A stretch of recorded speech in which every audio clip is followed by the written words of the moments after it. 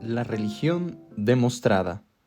Los fundamentos de la fe católica ante la razón y la ciencia. Por el Reverendo Padre Hilaire. Segundo. Revelación mosaica. Pregunta 107. ¿Qué es la religión mosaica? Respuesta. La religión mosaica o judaica es el conjunto de los dogmas y preceptos revelados al pueblo hebreo por ministerio de Moisés. Esta religión no era más que la religión primitiva perfeccionada. No iba destinada al mundo entero como la primera, sino solo al pueblo judío, y no debía subsistir sino hasta la llegada del Mesías. La religión que Dios dio al pueblo hebreo se llama mosaica, porque Dios la publicó solamente por ministerio de Moisés, y se denomina judaica porque Dios la dio al pueblo judío. Primero, las verdades de la revelación primitiva habían sido cambiadas por la ignorancia y la corrupción. Dios resolvió restablecerlas en toda su pureza, despertando su recuerdo en los hombres y haciendo su depósito inviolable.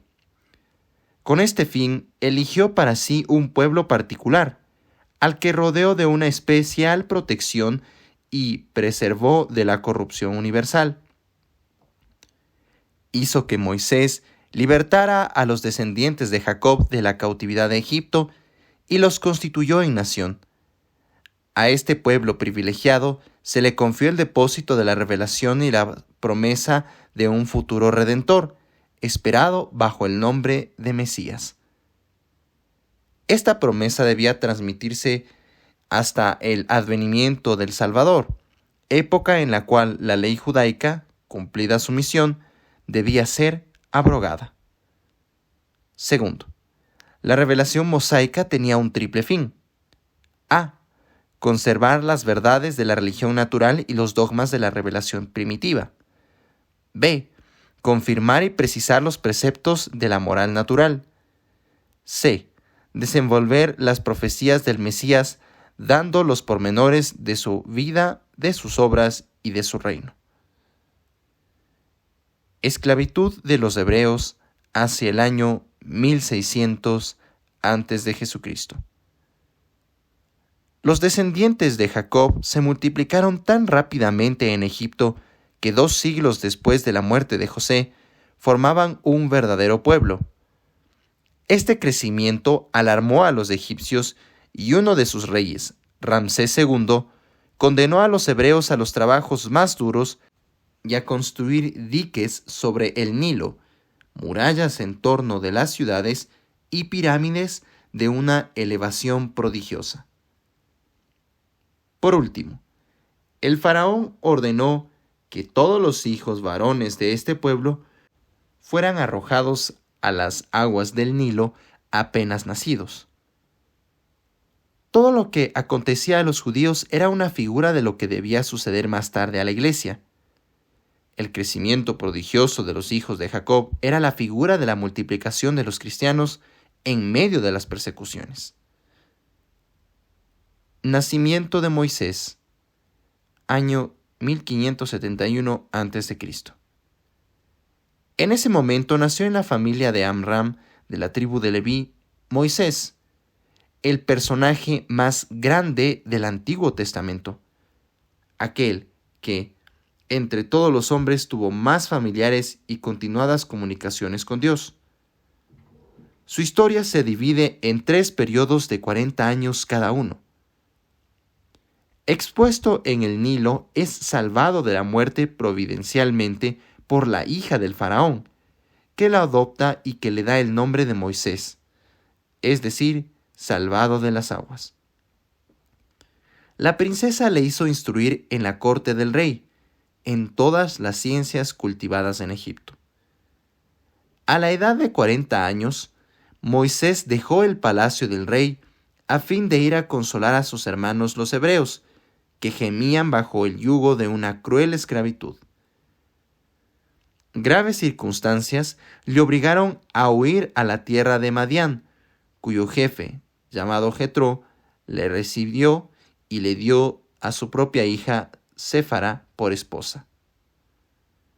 Misión de Moisés. Durante 40 años cuidó Moisés de los ganados de su suegro.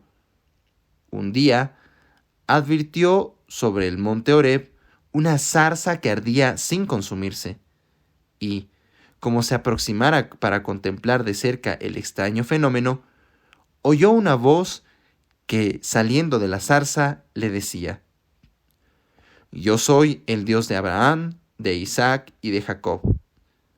He visto la aflicción de mi pueblo y te he elegido para que le hagas salir de Egipto y lo conduzcas a la tierra prometida». Moisés, aterrorizado ante las dificultades de tal misión, dijo a Dios: «¿Quién soy yo, Señor, para obrar tales maravillas?». Entonces, Dios, para animarle, le confirió el poder de obrar milagros y asoció a él a Aarón, su hermano mayor, como colaborador y auxiliar. Las 10 plagas de Egipto. Moisés y su hermano Aarón se presentan al rey y le piden, en nombre del Señor, que deje partir a los hijos de Israel. «Yo no conozco al Señor», contesta el faraón, y desde este momento redobla sus crueldades con los pobres hebreos para irritarlos contra Moisés. Este, armado de su vara, castiga al país con 10 grandes azotes, conocidos como las 10 plagas de Egipto. Solo a la 10ª, el faraón, aterrado, consiente en la partida de los hebreos. La 10ª plaga fue la más terrible. La víspera del día en que sobrevino, Moisés dijo a los hijos de Israel de parte del Señor: «Mañana es el día de vuestra libertad.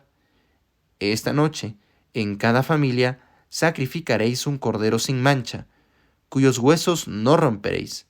Lo comeréis permaneciendo de pie, ceñida la cintura, calzados los pies y con un bastón en la mano como viajeros apresurados. Marcaréis con su sangre las puertas de vuestros hogares. Es la Pascua, es decir, el paso del Señor. Celebraréis perpetuamente este día en recuerdo de vuestra libertad». A la noche siguiente, el ángel exterminador pasó e hirió de muerte a todos los primogénitos de los egipcios, no respetando sino las casas de los hebreos marcadas con la sangre del cordero. Por la mañana, cuando los egipcios vieron tantos muertos, quedaron consternados, y los hebreos pudieron partir sin que nadie les molestase. Tal fue, entre los judíos, el origen de la gran fiesta de la Pascua. La esclavitud de Egipto es figura de la esclavitud a que nos redujo el pecado. La liberación de los israelitas por Moisés representa la liberación de los cristianos por nuestro Señor Jesucristo. El Cordero Pascual es figura del Salvador, el Cordero de Dios que nos ha salvado con su sangre de la muerte eterna. La Pascua de los judíos era figura de la Pascua de los cristianos, en la que nosotros comemos el verdadero Cordero Pascual. Salida de Egipto, 1499 a.C.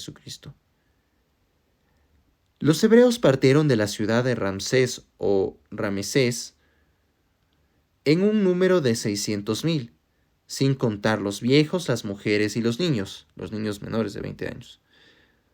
Se encaminaran hacia la tierra de Canaán, prometida a sus padres Abraham, Isaac y Jacob, y llamada por eso Tierra Prometida.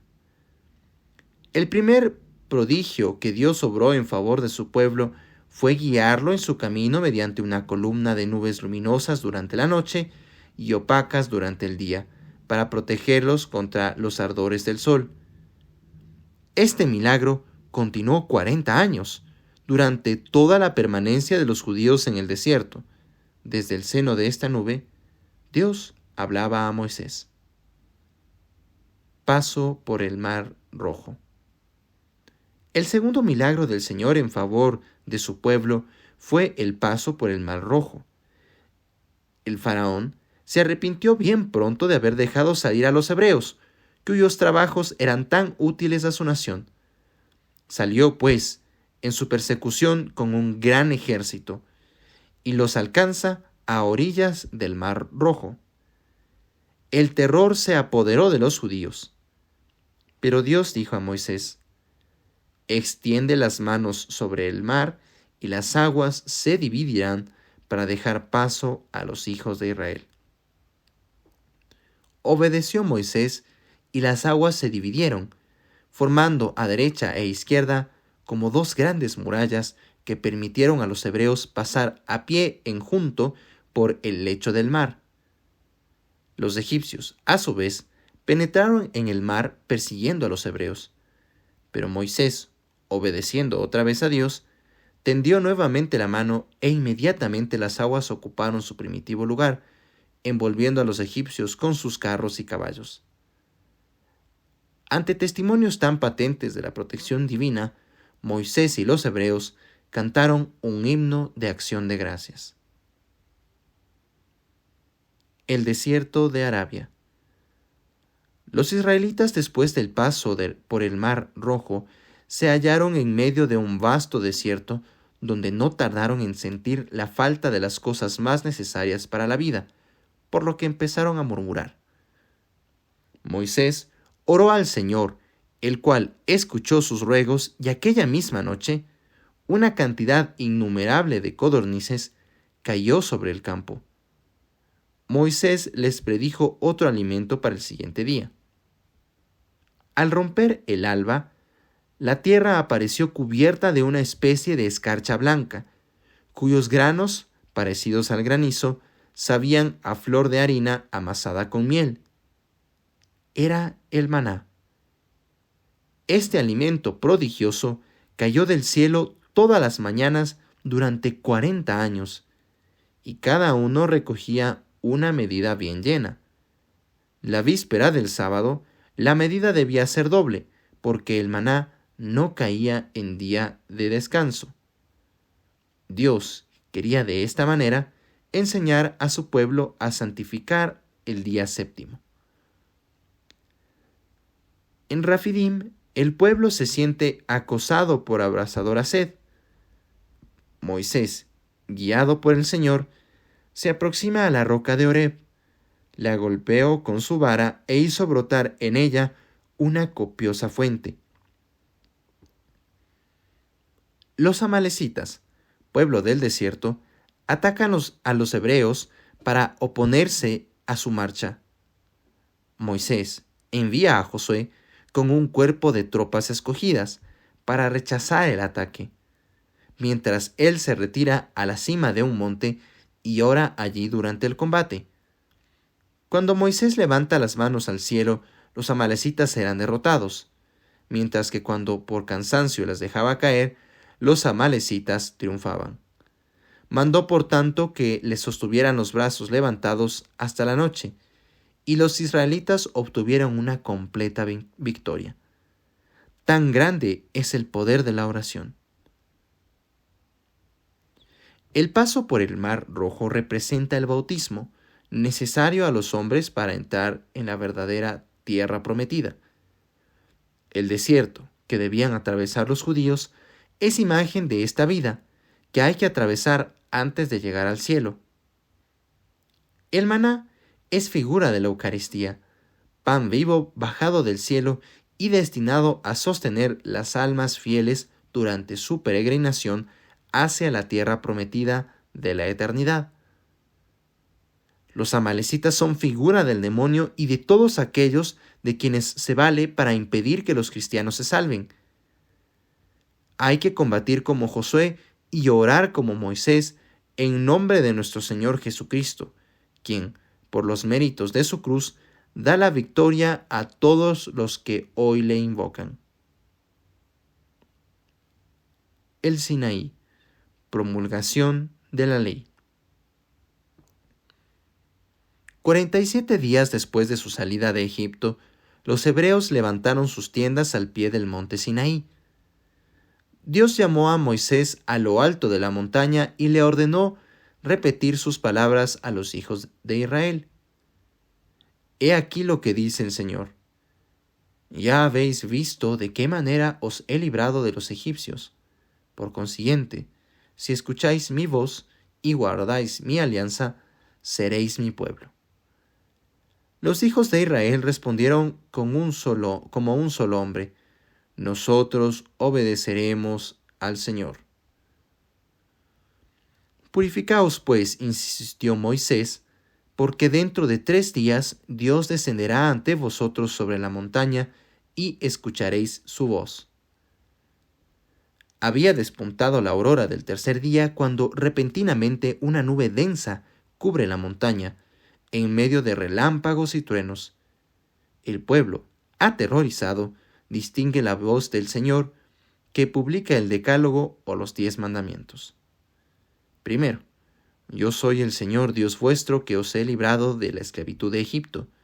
No tendréis otro Dios más que a mí, porque yo soy el Señor Dios vuestro, el Dios fuerte y celoso. Yo castigo la iniquidad de los padres en sus hijos hasta la 3ª y 4ª generación, con aquellos que no me aman y observan mis mandamientos. Segundo, no tomaréis en vano el nombre del Señor Dios vuestro. Tercero, acordaos de santificar el sábado. Trabajaréis durante 6 días, pero el 7º es el día de descanso, consagrado al Señor Dios vuestro. En ese día no haréis ningún trabajo, ni vosotros, ni vuestro hijo, ni vuestra hija, ni vuestro criado, ni vuestra criada, ni vuestras bestias de labor, ni el extranjero que se hallare dentro de los muros de vuestras ciudades. Porque el Señor hizo en 6 días el cielo, la tierra, el mar, y todo lo que ellos encierran, y descansó el 7º día. Debido a esto, el Señor ha bendecido el día del sábado y lo ha santificado, es decir, consagrado a su culto. Cuarto, honrad a vuestro padre y a vuestra madre, a fin de que viváis largo tiempo y felices sobre la tierra. Quinto, no mataréis. Sexto, no cometeréis ninguna impureza. Séptimo, no robaréis. Octavo, no levantaréis falsos testimonios. Noveno, no desearéis la mujer de vuestro prójimo. Décimo, no codiciaréis ni su casa ni ninguna de las cosas que le pertenecen. Las tablas de la ley. Después de esta promulgación solemne de la ley divina, Moisés subió al Sinaí. En su cima conversó con el Señor durante 40 días y 40 noches, recibiendo sus órdenes acerca del culto que era preciso establecer y de las leyes religiosas y civiles que debía observar su pueblo hasta la llegada del Mesías. Después, envuelto en los resplandores de la gloria de Dios, descendió Moisés del monte trayendo 2 tablas de piedra sobre las cuales Dios mismo había grabado su ley. En la primera tabla estaban escritos los 3 primeros mandamientos, que encierran los deberes del hombre para con Dios. En la segunda, los 7 últimos, que se refieren a los deberes del hombre para con sus semejantes y para consigo mismo. El becerro de oro. Como Moisés permaneciera 40 días en coloquio con el Señor, los hebreos, creyendo que no volverían a verle, levantaron un ídolo, el becerro de oro, en recuerdo del buey Apis de los egipcios, y se postraron ante la obra de sus manos sin cuidarse de las promesas que habían hecho a Dios. En aquel momento, Moisés, bajando del monte, apareció en medio de su pueblo. Cuando vio al ídolo, se apoderó de él una santa cólera y, arrojando las tablas de la ley contra el monte, las hizo pedazos. Tomó enseguida el becerro de oro y lo hizo añicos. Inmediatamente mandó a la tribu de Leví, la cual había permanecido fiel, que, espada en mano, atravesase el campo y exterminase a los culpables, que perecieron en número de 23,000. Moisés volvió a la cima del Sinaí y pidió perdón a Dios por el pueblo infiel. El Señor escuchó su ruego y le ordenó esculpir 2 nuevas tablas, donde Dios mismo escribió el decálogo. Cuando Moisés bajó por segunda vez el monte, su rostro se mostraba adornado con 2 rayos de luz, cuyo brillo no podían soportar los hebreos. La inconstancia del pueblo judío es imagen de la inconsciencia de los cristianos. ¡Ay! ¿Cuántos fieles en el tiempo pascual prometen a Dios no cometer más pecados mortales y cuántos vuelven a caer antes de los 40 días? No se prosternan, es verdad, ante ídolos materiales, pero en su corazón adoran los ídolos del orgullo, de la ambición, de la avaricia, de la lujuria. Pues bien, la idolatría espiritual no es menos culpable, puesto que nos hace posponer a Dios por el placer que se halla en el mal. La tribu de Leví mereció por su fidelidad ser escogida por Dios para el sacerdocio, y de un modo análogo, las familias cristianas merecen de Dios el beneficio de dar hijos para el sacerdocio. Muerte de Moisés. Puede leerse en la historia sagrada la serie de milagros obrados por Moisés en el desierto, mientras guió por él durante 40 años a los israelitas. Como flaqueó su confianza en Dios, golpeando 2 veces la roca de Horeb en vez de una, Moisés, en castigo, no vio sino de lejos la tierra prometida. Antes de morir, hizo renovar a los hijos de Israel el juramento de fidelidad a su alianza con Dios. Les predijo que si se mantienen fieles a la ley divina, saldrían vencedores de sus enemigos y serían colmados de bendiciones. También les anunció las mayores calamidades si eran infieles. Después de esto, Moisés se retiró al monte Nebo, frente a la tierra prometida, y murió a la edad de 120 años, lleno de virtudes y de méritos, siendo llorado por todo Israel durante 30 días. La profecía de Moisés se ha realizado al pie de la letra en la sucesión de los siglos. Siempre que los judíos violaron la ley de Dios, fueron aplastados por las naciones vecinas, y cuando se convirtieron, Dios suscitó de entre ellos caudillos libertadores. La historia sagrada demuestra de una manera sorprendente 2 verdades importantes. 1. Dios castiga tarde o temprano y sin piedad a las naciones culpables, particularmente aquellas que profanan los días que Él se ha reservado para su culto. 2. El hombre, cualquiera que sea la forma de gobierno según la cual vive, y a pesar de todas las revoluciones políticas, debe siempre, por encima de todo, y cueste lo que le costare, permanecer inviolablemente adherido a Dios, que no se muda, y a su religión santa.